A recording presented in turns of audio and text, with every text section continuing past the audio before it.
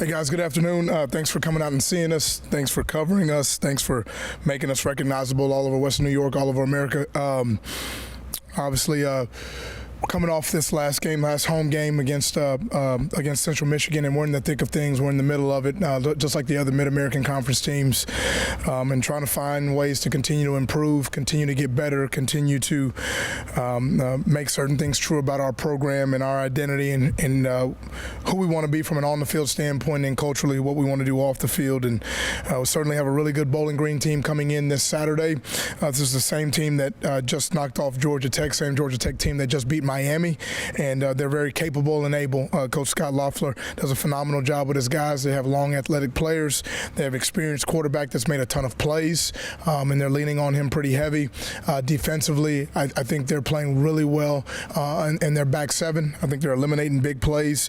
I know they're scratching their clawing just like we are, and we're looking forward to putting our best foot forward and doing what we have to do on Saturday to see if we can keep our momentum going. How different has the atmosphere and the vibe been around the program, or how the same maybe has it been coming off 2 wins as opposed to where it was? I would probably say, Jonah, I think there's some momentum that's probably created. Young people are, there's ebbs and flows at times, and you, as a leader, you're looking to just continue to stay neutral, stay steady, find ways to improve, and so. Even though maybe sometimes the things around you may change, we're pretty consistent with our messaging and in terms of what we want to accomplish and what we want to get done. I think winning always helps, obviously. Winning always helps from a psychological standpoint. But, the only thing that really matters right now is, what type of practice are we going to have on a Tuesday or Wednesday? How much film are we going to watch? Are we going to get the extra lift in? Are we going to do the right things off the field? That's really the only thing that matters in terms of from a process standpoint. And so we really just, as much as we can, be neutral and stay focused on what we have to do to improve, what we have to do to prepare ourselves, and then in the moment how we need to perform to do what we want to do on Saturday. Kind of that same vein, what's the biggest difference you've seen in the program, between the first 4 weeks and the last 2 weeks? Besides wins and losses, are you seeing different energy in practice? Are you seeing different mindset in the player? Are you seeing different habits? Yeah, I'd like to say, I probably wouldn't, if I said, there's something that totally has changed, Rachel, probably not true. Our guys were practicing hard when we were down trying to beat Louisiana Lafayette on the road. I think what we're doing is we are continuing to present information in a very clear way to our players and helping them understand it in its simplest form.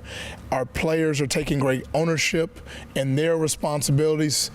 And, if you heard us a month and a half ago, we were talking about how can we get better, how can we improve, and I think that's what you've seen us do. Just continue to get better, continue to improve, and those things take time. Those things are all a process. I know sometimes we live in an insta world where we want everything made ready and we want it all to be done instantly, but some things take time, and as long as you can stay committed and have deep commitment about yourself, continue to do the next right thing in the moment. That's what our players, I feel like, have done. That's what our coaches have done, we've gotten a different result, but I think the process, the guys have continued to work hard all the way from the very beginning. What's allowed the defense to create turnovers the way it has the past couple of weeks, and how much of that momentum came out of that fourth quarter of Louisiana when it kind of started? Right. A year ago, we're top 5 in the nation in takeaways. We could talk for an hour about the ball and about the emphasis that we put on the ball, about, the ball is the program, about how much of it, we practice it, we preach it, we emphasize it, we drill it, we highlight it, we publicly praise those that get the ball. We do everything we can to really be a dominant ball team. Players have to do it, and they're doing what I think what I've seen them do in practice for a good amount of time in terms of really having a ball mindset. There's one thing to make a tackle, there's another thing to make a tackle and have the ball on your mind at the point of attack. So a lot of what we're seeing on game day are things that our guys have continued to do throughout practice, and then it's a one guy and then the next guy and the next guy, and then and they see each other's reaction off of what happens when you get the ball back. I think probably for players, there's an excitement created for those guys. When you about your offense, has more than 1,300 yards, the rushing only 719, is the pass being prioritized this year? Oh, I wouldn't say prioritize. I think we want to pride ourselves on being as balanced as we can in terms of, can we move the ball multiple ways? Can we score the ball multiple ways? We have very capable running backs. Ron Cook does a phenomenal job. Mike Washington's very good. Barksdale's getting in there. Aljay's giving really great special teams reps. Henderson. And I like our receiver group. I like our core of receivers. DJ Harding's a good player.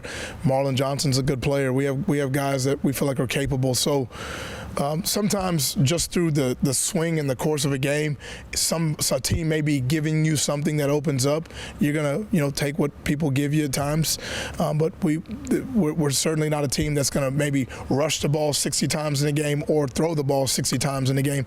We do believe in balance and playing complementary football, and we know that to continue to be successful through the month of October, November, we're gonna have to run the ball. We're gonna have to run the ball well, and we're also gonna have to put the ball in the hands of our playmakers on the perimeter. Well, you are 7-3 as a head coach in the month of October. You got any theories as to that? Is it the weather? Is it the fall foliage? The apple cider? Like what is it that has that record going for you in this month? I need some cider, then. I'm not. That's the first I'm hearing. Thanks for giving me that information. John Paul. Well, John, Paul, everybody. I mean, just to me, I get so locked into. I think we get locked in just process. Just how do we get better? If we're not having a conversation on how we improve, I'm probably not doing my job as a head coach. So how do we develop our roster? Everyone pays attention to the starting guy here and the starting guy here. I think the depth of your roster is how you continue to improve throughout the course of a season. There's unlikely heroes in our locker room. There's guys that work really hard that maybe not everyone knows that we know in a moment's notice they could be called on to go in the game and execute. You've seen that happen right now with Sean Doe, like one of our best players, one of the best players in the Mid-American Conference. He went down, and you're seeing guys that have stepped up in his place. So we take a lot of pride in really, as much as we can, as much as there's so many moving pieces around the game and around your locker room, how do we continue to focus on what does it take to win? How do we get better? What do we need to do to put ourselves in a position to be successful? And then how do we develop our players on our roster and give them very clear job responsibilities and good information? And then if something is off somewhere, take accountability.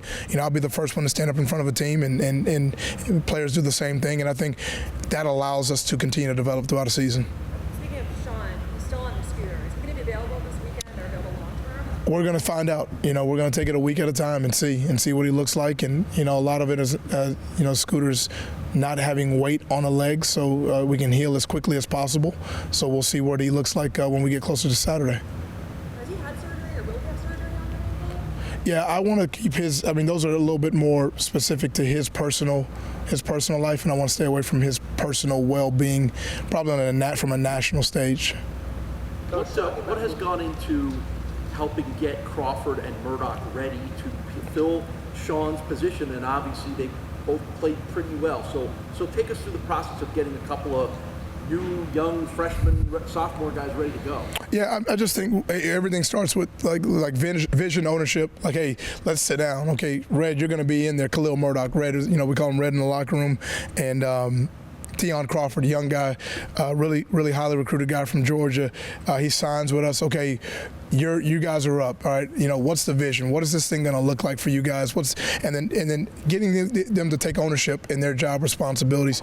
We spent a lot of time with them off the field. It's so much more than just hey, we're going to get you in practice and we're going to run some plays with you. There's a real deep commitment that has to go into going out there and playing 40 plays, 50 plays really well on Saturday. So much credit to those players because of the ownership that they've taken. They're tremendous young people. They're tremendous young players, but they're putting in the work. Everything really just kind of goes back to, are you willing to sacrifice and put in the work? Can we get you lined up and put you in a position to be successful on the field? They're taking ownership in that. Our coaches are doing a great job with Coach Wright and Coach Corliss, coaching those guys the right way, and they're out there and they're playing free and playing open and really providing a lot of quality reps for us. Was there a specific goal with the line movement, Isaiah Wright to center in particular? Is that about the ground game? Yeah. We're always looking at change, emphasize, adjust, tweak. Isaiah, I think any coach would want like 20 guys like him in terms of like his work ethic, his commitment, his reliability, his dependability.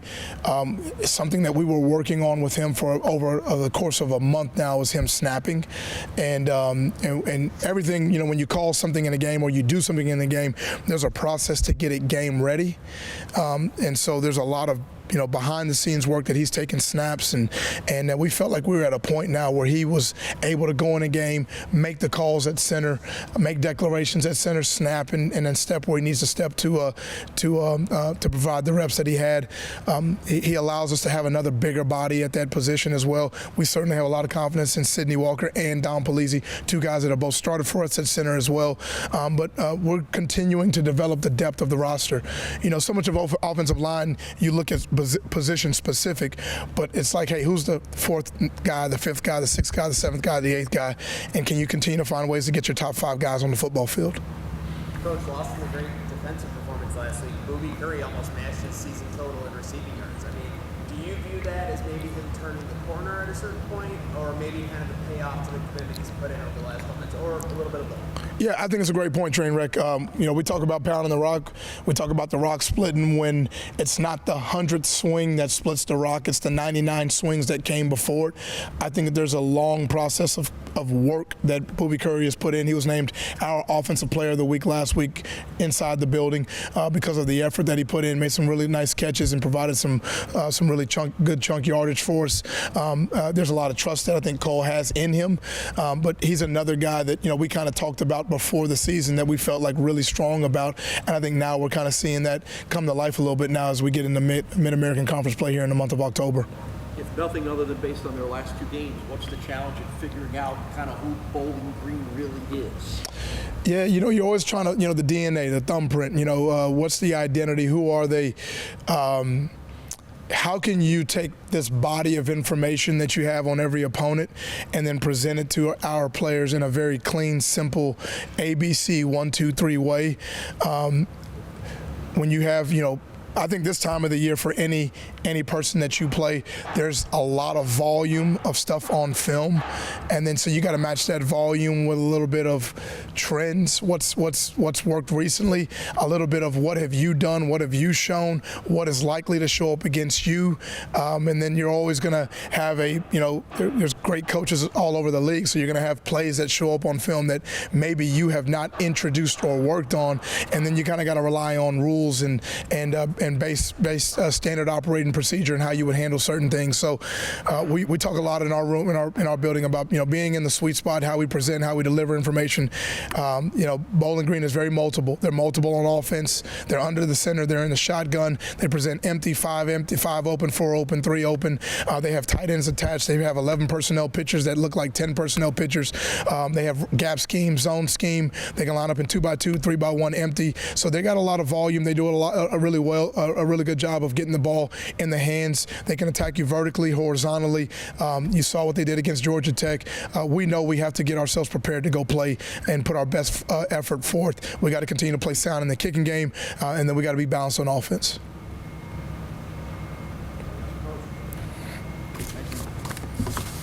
Thanks, guys.